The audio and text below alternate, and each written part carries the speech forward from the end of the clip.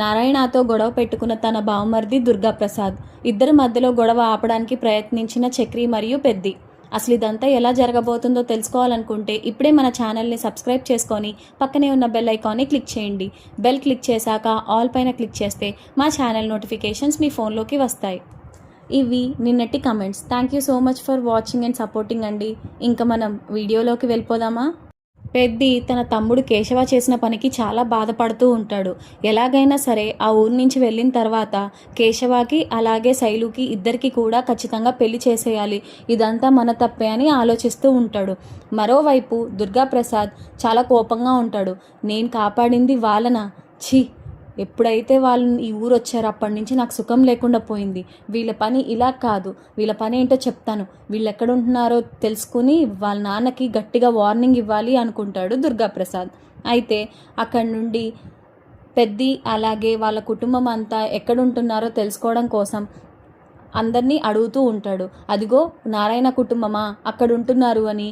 అందులో ఊరు వాళ్ళందరూ తెలుసు కాబట్టి వాళ్ళు దుర్గాప్రసాద్కి అంతా చెప్తారు. వాళ్ళు అక్కడ ఉంటున్నారు, నాకు తెలిసి రేపే ఎప్పుడో వెళ్ళిపోతారు అనుకుంటా అని చెప్తారు. అయితే ఇదే సరైన సమయం, వీళ్ళతో గొడవ పడాలి, ఖచ్చితంగా గట్టిగా వార్నింగ్ ఇవ్వాలి, ఇంకోసారి ఈ ఊర్లోకి అడుగు పెట్టడానికే భయపడాలి వీళ్ళు అని అనుకుంటాడు దుర్గాప్రసాద్. అయితే బయట నారాయణ తన ముఖం కడుక్కుంటూ ఉంటే చూస్తాడు దుర్గాప్రసాద్. చూసి కోపంగా వచ్చి నారాయణ చొక్కా పట్టుకుంటారు. ఇద్దరూ కూడా ఒకరినొకరు కొట్టుకుంటారు. రేయ్, ఏంట్రా నువ్వు, నీకు అసలు బుద్ధుందా? ఎందుకురా ఇలా చేస్తున్నావు? మాట్లాడడం కూడా రాదా నీకు? మీ అక్కలాగే నిన్ను కూడా కాటికి పంపించమంటావా? అసలే నాకు హంతకుడని పేరుంది, అది గుర్తుపెట్టుకో. జైలు నాకు కొత్త ఏం కాదు అంటాడు నారాయణ. అసలు సిగ్గుసరం ఏమైనా ఉందేంట్రా? సొంత పెళ్ళాన్ని చంపేసి ఎంత జాగ్రత్తగా ఎంత నాటకాలు ఆడుతున్నావురా నువ్వు అంటాడు దుర్గాప్రసాద్. ఇద్దరూ కూడా అలా గొడవ ఆడుతుంటే కన్నా చూస్తాడు. వామ్మో ఏంటిది అని చెప్పేసి పరిగెత్తుకుంటూ వెళ్ళి, అన్నయ్య, మాధవన్నయ్య తొందరగా రా, చక్రి అన్నయ్య నువ్వు కూడా అని చెప్పేసి ఇద్దరిని ఫాస్ట్గా పిలుచుకొని వస్తారు. ఏంట్రా ఏమైందిరా అంటే, అటు చూడండి గొడవ పడుతున్నారన్నయ్య వాళ్ళు అని చెప్పేసి చెప్తాడు. అయితే పెద్ది అలాగే చక్రి ఇద్దరు పరిగెత్తుకుంటూ వస్తారు. ఇద్దరిని ఆపుదామని ట్రై చేస్తారు. చక్రి దుర్గాప్రసాద్ని తోసి, ఏంటయ్యా, ఏంటి నీ రుబాబు, ఇక్కడికి వచ్చి ఏంటి ఇంత దారుణంగా మాట్లాడుతున్నావు, అలా కాలర్ పట్టుకొని అలా తోసేస్తున్నావేంటి? ఆయన వయసులో పెద్ద, మీకైనా తెలీదా? మీరు కూడా వయసులో పెద్దవారే కదా, ఆ మాత్రం తెలీదా? మాట్లాడుకోవడానికి కాకపోతే ఎందుకయ్యా ఇలా కొట్టుకోవడం అని చెప్పేసి అడుగుతాడు చక్రి. అప్పుడు పెద్ది, ప్లీజ్ ఆగండి, ఎందుకు ఇలాగ చేస్తున్నారు? మీరు ప్రశాంతంగా ఉండండి, మామూలుగా మాట్లాడుకుంటే సరిపోతుంది కదా, ఏం చేశారండి మా నాన్న అని అడుగుతాడు పెద్ది. అప్పుడు దుర్గాప్రసాద్, ఇంకేం చేయాలరా నీ బాబు, చేయాల్సిందంతా ఎప్పుడో కొన్ని సంవత్సరాల క్రితమే చేసేశాడు, ఇప్పుడు మళ్ళీ ఊర్లో అడుగు పెట్టాడు, సిగ్గు లేకపోతే సరి, నా అక్కని తన పొట్టను పెట్టుకొని ఇన్ని నాటకాలు ఆడతాడా? అసలు సిగ్గేమైనా ఉందా మీ నాన్నకి? కన్నాడు మళ్ళీ ఇంతమందిని, ఎందుకైనా పనికొస్తుందా వీడి పనిలో? అసలు మామూలు పనులా ఏంటి? ఎంత దారుణాలు చేశాడో మీకేం తెలుసు? అయినా నువ్వు అసలు ఈ ఊర్లోకి రావడానికే వీల్లేదు, నువ్వెలా వచ్చావురా? ఇది నా ఊరు, వీళ్ళంతా నా ప్రజలు, నేను అనుమతిస్తేనే నువ్వు రావాలి, లేదా లేదు అనగానే నారాయణకి ఒళ్ళు మండిపోతుంది. ఏంట్రా, ఈ ఊరేమైనా నీ అబ్బ సొత్తా?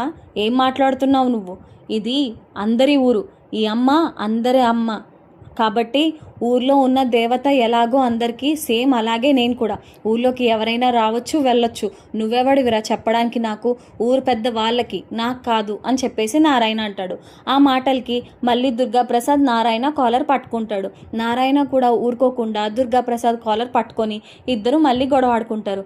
మళ్ళీ చక్రి ఏమో దుర్గాప్రసాద్ని తోసేస్తాడు. ఏంటండి, ఏం మాట్లాడుతున్నారు మీరు? ఎందుకని అలా అరవాలి? అవసరం ఏముంది, మామూలుగా మాట్లాడుకుంటే సరిపోద్ది కదా అంటాడు. ఎందుకండి, ఆ మాత్రం తెలీదా మీకు? పెద్దవారయ్యుండి మీరే గొడవ పడితే మేమేం చేస్తాము అని చెప్పేసి అంటాడు చక్రి. అప్పుడు దుర్గాప్రసాద్ చక్రి కాలర్ పట్టుకొని, ఏరా కుర్ర కుంక, నువ్వు నాన్ను మాట్లాడుతున్నావా? ఎవర్రా నువ్వు అసలు? వీడి కొడుకువేగా, వాడి బుద్ధులే అబ్బాయి అనుకుంటా నీకు కూడా. అంటే కయ్యానికి కాలు దువ్వుతున్నావు, ఏం మాట్లాడుతున్నావురా నువ్వు? మీ నాన్న చేసిన పనులు అన్నీ ఇన్నియా? నా అక్కని పొట్టను పెట్టుకున్నాడు రా నీ బాబు, ఆ మాత్రం తెలీదా? ఆ మాత్రం కోపం నాకు రాదా? ఇన్నాళ్ళు ఎక్కడున్నారా అనుకున్నాను, ఇప్పుడు సరాసరి నా ఊరే వచ్చారు మీరు అని చెప్పేసి అంటాడు. అప్పుడు చక్రి, దానికి మేమేం చేస్తామండి, మాతో ఏముంది మీకు?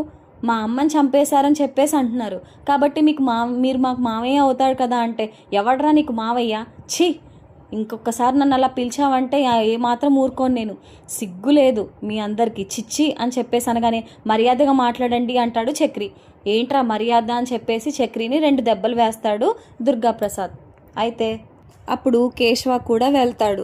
ఏంటిది, ఎందుకని ఇలా కొడుతున్నారు మీరు, వదలండి వదలండి వాణ్ణి అని చెప్పేసి తోసేస్తాడు దుర్గాప్రసాద్ని. అయితే మీరంతా ఉన్నారే రౌడీ ఎదవలరా బాబు, మీరు మామూలు వాళ్ళేం కాదు, నానబుద్ధిలే అబ్బాయి అని చెప్పేసి అంటాడు దుర్గాప్రసాద్. లోపల నుంచి గాయత్రి, ఏంటి గొడవంతా, ఏమైంది, అసలు ఏమవుతుంది, అమ్మా అమ్మా అని చెప్పేసి తాయారుని పిలుస్తుంది. ఏంటే నీ గోల అని తాయారు వస్తుంది. అప్పుడు గాయత్రి, ఏంటమ్మా గొడవ, ఏం జరిగిందంటావు అని చెప్పేసి అంటే, ఏమో ఎవరితో గొడవ పెట్టుకున్నాడో ఆ తాగుబోతోడు అని చెప్పేసి అంటుంది. అమ్మా ప్లీజ్ అమ్మా పద, ఏంటో చూద్దామంటే, సరే పద అని చెప్పేసి గాయత్రి అలాగే తాయారు ఇద్దరు కూడా వస్తారు. వచ్చిన తర్వాత ఎవరమ్మా వీళ్ళు అని అడుగుతుంది గాయత్రి. అతను ఇంగో ఈ నారాయణకి బావమర్ది అవుతాడు, వాళ్ళ అక్కనే నారాయణకి ఇచ్చి పెళ్లి చేశారు, కాకపోతే వాళ్ళ అక్క చనిపోయింది, దానికి కారణం ఈ నారాయణగాడే, అందుకనే అతను అంత కోపంగా ఉన్నాడు అని అంటుంది తాయారు. అమ్మ వెళ్ళి ఆపమ్మ, చాలా దారుణంగా గొడవ పడుతున్నారు అని చెప్పేసి అంటుంది గాయత్రి. అప్పుడు తాయారు, ఆగండి ఆగండి ఆగండి అన్నా, ఏంటన్నయ్య ఇది, ఎందుకని గొడవ అని చెప్పేసి అంటే, ఓహో నువ్వు కూడా ఇక్కడే ఉన్నావా, అందరూ కలిసి బాగానే మూట కట్టుకుని ఒక ఇంట్లో బాగానే ఉన్నారు, ఎప్పుడు చూడు వీడిని చూసి మండిపడతావు, అలాంటిది వీళ్ళతో పాటే కలిసి ఇక్కడే సత్రంలో ఉంటున్నావా, చాలా బాగుందమ్మా, చాలా చాలా బాగుంది అని చెప్పేసి అంటాడు దుర్గాప్రసాద్. అప్పుడు తాయారు, అవన్నీ ఏమీ కాదు, నేను చెప్తున్నాను కదా, వాటి గురించి ఏమీ కాదు, మేమిక్కడ అమ్మవారికి పూజ చేయించుకోవడానికి వచ్చాం, అలాగే పూజ పూర్తయ్యేదాకా ఉండి వెళ్ళిపోతాం, వీళ్ళతో మాకు ఎటువంటి సంబంధం లేదు, కాబట్టే కదా నా కూతుర్ని వీడికి ఇవ్వలేదు అని చెప్పేసి అంటుంది తాయారు. కూతుర్ని ఇవ్వలేదు సరే, ఇప్పుడు ఒక ఇంట్లోనే ఉంటున్నారు కదా, అందరు సంతోషంగానే ఉన్నారు కదా, ఎటొచ్చి పిచ్చోడిని నేను, వీడిని చూస్తుంటేనే నాకు ఒళ్ళు రగిలిపోతుంది, మా అక్క కూడా పదే పదే గుర్తొస్తుంది, ఈ యదవ్వల్లే ఇప్పుడు నా అక్క నాకు లేకుండా పోయింది అని చెప్పేసి అంటాడు దుర్గాప్రసాద్. అప్పుడు నారాయణ, ఏరా నిన్ను కూడా చంపి జైలుకి వెళ్ళనా అని చెప్పేసి అడుగుతాడు. వెళ్తావా, రా చంపు అని చెప్పేసి మళ్ళీ మీదకి రాబోతాడు దుర్గాప్రసాద్. అయితే మధ్యలో పెద్ది అలాగే చక్రి ఇద్దరు కూడా ఆపుతారు. ఆపండి ఆపండి ప్లీజ్, ఎందుకు మావయ్య ఇవన్నీ అని చెప్పేసి అడుగుతాడు పెద్ది. అప్పుడు దుర్గాప్రసాద్, ఎవడ్రా నీకు మావయ్య, చెప్పాను కదా నన్ను గనక మావయ్య అని పిలిస్తే నేను అస్సలు ఊరుకోను అని చెప్పేసి అంటాడు దుర్గాప్రసాద్. ప్లీజ్ మావయ్య ఇలాంటివి ఎందుకు చెప్పండి, ఈ గొడవలన్నీ మనకు అనవసరం, మీరు బాగుంటేనే మేమంతా బాగుంటాం, ఊరికి అమ్మవారికి పూజ చేయించడానికి వచ్చాం, పూజ తంతంతా పూర్తయిపోయింది, ఇవాళ కానీ రేపు కానీ మేము వెళ్ళిపోతాం, అంతే తప్ప నీ దగ్గరికి ఏదో గొడవ పడ్డానికి మేము రాలేదు మావయ్య, మీకు ఏం జరిగిందో మాకేమాత్రం తెలీదు, కానీ ప్లీజ్ మావయ్య మీరు మాత్రం ఇలా గొడవ పడకండి, అస్సలు బాగోదు చూసే వాళ్ళకి కూడా అని అంటాడు పెద్ది. నువ్వు ఒక్కడవే కొంచెం సంస్కారవంతంగా ఉన్నావు, నువ్వు చాలా మంచివాళ్ళకి కనబడుతున్నావు, మా అక్క బుద్ధులు వచ్చి ఉంటాయి నీకు, కానీ ఈ ఎదవ ఉన్నాడే మామూలోడేం కాదు, ఆ నోరు వాడి ఫేసు వాడి వేషాలు అన్నీ మామూలు రకాలేం కాదు, వీళ్ళంతా నీకేం తెలుసు ఎంత దారుణానికి ఒడిగట్టాడు, ఊరే కూత కూస్తుంది ఈ యదవ గురించి అని చెప్పేసి అంటాడు దుర్గాప్రసాద్. అప్పుడు పెద్ది, ప్లీజ్ మావయ్య ఆ మాటలే ప్లీజ్ వద్దు ఆపేయండి అని చెప్పేసి అంటాడు. అయితే ఈ చక్రి ఏమో, ఆపుతావా నువ్వు, ఇంకా ఇక్కడి నుంచి వెళ్ళిపో, అయినా మేము ఊరికొచ్చాము వెళ్ళిపోతాము, ఇలా గొడవ పడ్డానికి మేము అసలు రాలేదు, చక్కగా అమ్మవారి పూజ అంతా అయిపోయింది, నువ్వెవడు ఈ మధ్యలో రావడానికి అసలు అని చెప్పేసి అడుగుతాడు చక్రి. అప్పుడు రే నోరు ముయిరా, పీక్ కోసి చంపేస్తాను రా నేను, నువ్వు గనక ఒక్క మాట మాట్లాడావంటే అని చెప్పేసి అంటాడు దుర్గాప్రసాద్. ఆ మాటలకి మహాలక్ష్మికి కోపం వస్తుంది. ఆపుతారా మీరు, అసలు ఇక్కడికి వచ్చింది ఎందుకు, ఇక్కడ జరిగేదేంటి, మనం ఇక్కడ పూజకు వచ్చాం, పూజ పూర్తయిపోయింది, మేమంతా వెళ్ళిపోతాం, మీరేంటండి అలా పిచ్చి మాటలు మాట్లాడతారు, ఇలా గొడవ పడ్డానికే కావాలని వచ్చారు కదా మీరు, నిజం చెప్పండి అసలు ఎందుకు గొడవ పడాలి, అంతా కలిసి ఉంటే ఏం పోతుంది, మీ అక్కయ్య గారు సరే అయిపోయింది, కానీ వాళ్ళ పిల్లలు మాత్రం ఏం తప్పు చేశారని ఇలా మాట్లాడుతున్నారు మీరు, ఇది చాలా తప్పండి, మీరు అలా మాట్లాడడం ఏమాత్రం బాలేదు అని చెప్పేసి అంటుంది మహాలక్ష్మి. ఈవిడెవరు ఇందాకెక్కడో చూసినట్టుంది అని చెప్పేసి అనుకుంటాడు దుర్గాప్రసాద్. అప్పుడు తన పనివాడు అంటాడు, అదే అన్న నిన్న తోటలోకి వచ్చినప్పుడు కొట్టావు కదా, అదిగో వాళ్ళ కోళ్ళు, నారాయణ వాళ్ళ కోళ్ళు, ఇంకో ఈడు భార్య అని చెప్పేసి చెప్తాడు. మనిషి చూడ్డానికి బాగానే ఉంది, అలాగే లక్షణంగా కనబడుతుంది. అయినా నువ్వు వీళ్ళ కుటుంబంలోకి ఎలా వచ్చావు, వీళ్ళ గురించి నీకు తెలీదు, వీళ్ళంతా రాక్షసులు అని చెప్పేసి అంటాడు దుర్గాప్రసాద్. అయితే నారాయణ మాటలు మర్యాదగా రాని, ఇంకొక మాట మాట్లాడవంటే నీ పీక కూడా కోసేసి నిన్ను చంపేసి జైలుకి పోతాను నేను అంటే మహాలక్ష్మి ఏమో ఈయన నోరు అసలు ఎక్కడ కుదురుండదే, ఇదే చక్రికి వచ్చిందేమో ఛీ అని చెప్పేసి అనుకుంటుంది. పెద్ది ఏమో బ్రతిమాలుతూ ఉంటాడు. ప్లీజ్ మామయ్య ఏమీ చేయకండి, వెళ్ళిపోండి, ఎందుకు అని చెప్పేసి అడుగుతూ ఉంటాడు పెద్ది. కానీ ఇద్దరికిద్దరు ఏమాత్రం తగ్గరు. నారాయణ అలాగే దుర్గాప్రసాద్ ఇద్దరు కూడా కొట్టుకుంటూ తిట్టుకుంటూ తోసుకుంటూ ఉంటారు. అది చూసి ఇంకా కోపం వస్తుంది పెద్దికి. ఆపండి అని గట్టిగా అరుస్తాడు. అరవంగానే ఇద్దరు కూడా ఆగిపోతారు. మీరు మనుషులా పశువులా, అసలు ఏంటిది, చిన్న పిల్లల్లా ఇలా కొట్టుకుంటున్నారేంటి, మీరే మాకు మంచి చెప్పాల్సింది పోయి ఈ కొట్టుకోవడాలేంటి, అసలు మీకు బుద్ధుందా ఏంటి, ఇంత ఎదిగారు, ఆ మాత్రం తెలీదా మావయ్య మీకు ఎంత మంచిగా ఉండాలో, ఎందుకని ఇంత గొడవ అని చెప్పేసి అంటాడు పెద్ది. అప్పుడు తాయారు నువ్వు ఆపు అనియా, చెప్పిన మాట వినండి, వీళ్ళతో మనకు గొడవలు ఎందుకు, శుభ్రంగా మీ ఇంటికి మీరు వెళ్ళండి, వీళ్ళు ఇంకెక్కడికి వస్తారు, వస్తే అప్పుడు చూద్దురు గాని, అంతే తప్ప ఇప్పుడు గొడవలన్నీ ఎందుకు అన్నయ్య, ఎలాగో ఇవాళ రేపో వీళ్ళు వెళ్ళిపోతారు, ఈ గొడవలన్నీ పెట్టుకుని ఎందుకు, ఆ పాత కక్షలన్నీ ఆపేయండి, ఈ గొడవలన్నీ ఇక్కడితో ఆపేసి వాళ్ళని పోనివ్వండి, మీరు ఎందుకు అందరి ముందు పరువు తీసుకోవడం, వీడితో గొడవ పెట్టుకుని అని చెప్పేసి అంటుంది తాయారు.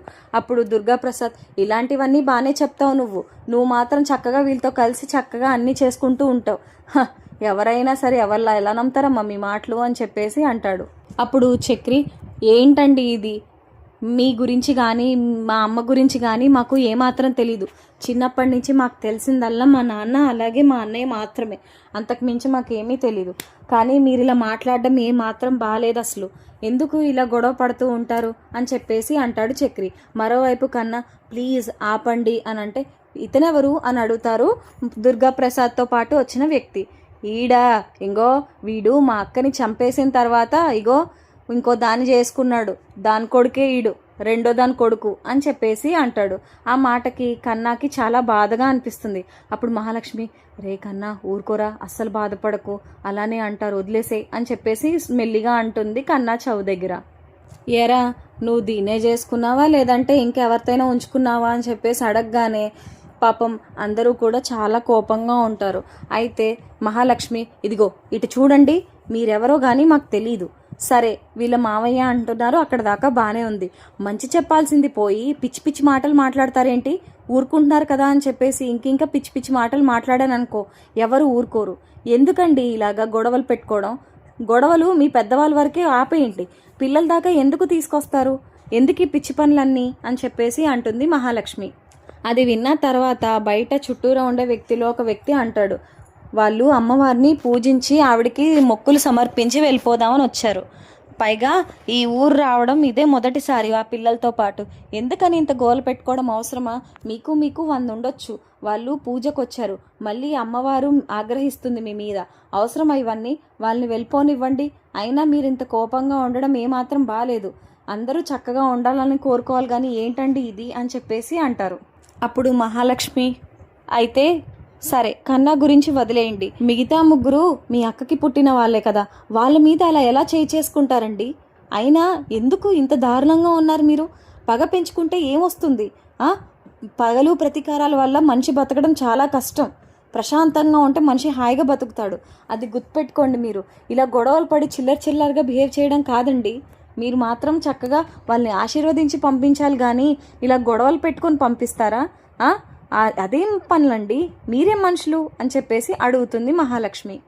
సరే అమ్మా, సరే నేను వింటాను మాట, నేను ఎవరిని ఏమన్ను, కానీ ఇప్పుడే గుర్తుపెట్టుకోండి, ఇప్పటికిప్పుడు మీరు బ్యాగులు సర్దుకొని మీ ఊరు పోండి, మళ్ళీ ఈ ఊర్లో కనిపించడానికి మాత్రం వీల్లేదు, ఇది మా ఊరు, ఇక్కడ పవిత్రంగా ప్రశాంతంగా ఉండే వాళ్ళే ఉండాలి, మీ మావయ్య లాంటి వాళ్ళు కాదు, వాడు పెద్ద హంతకుడు, వాడు దరిద్రుడు, వాళ్ళలాంటి వాళ్ళు అసలు ఇక్కడ రావడానికే వీల్లేదు, ఇక్కడి నుంచి ఇప్పటికిప్పుడే మొత్తం తట్టాబుట్టా సర్దుకొని పోండి అని చెప్పేసి అంటాడు దుర్గాప్రసాద్.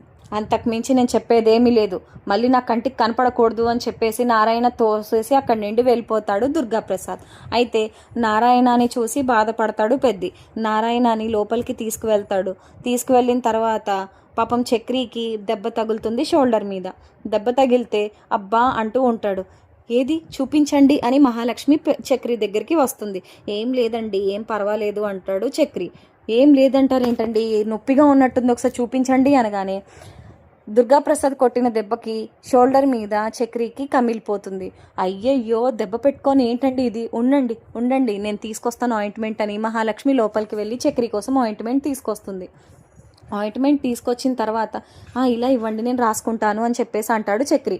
లేదండి ఏం పర్వాలేదు నేను రాస్తాను అని చెప్పేసి, అసలు ఇలా కొడతారండి బాబు వీళ్ళు, బుద్ధే లేదు అసలు వీళ్ళకి, అసలు ఆ మాత్రం తెలీదా, ఛీ అని చెప్పేసి అనుకుంటూనే చక్రికి ఆయింట్మెంట్ రాస్తుంది.